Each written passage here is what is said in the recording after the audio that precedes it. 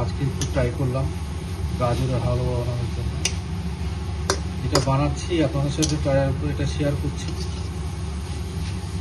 প্রথমে গাজরটাকে ভালো করে কুচি করে কেটে ঘি দিয়ে ভালো করে এটাকে ভাজতে লাগবে।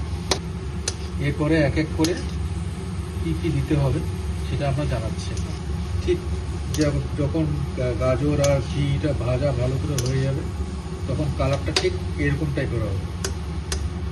এখন যে গাজরটা আমরা ঘি দিয়ে ভেজেছিলাম সেটা আমরা আলাদা জায়গায় রাখলাম। এরপরে ওই কড়াইয়ের মধ্যে একটু ঘি দিয়ে কাজু আর কিশমিশ এগুলো আমরা ভেজে নেব।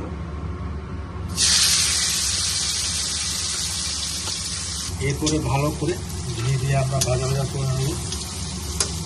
ভাজাটা একটু ভালোভাবে করতে হবে যেন এরকম স্যাঁতস্যাঁতে হয়ে না যায়।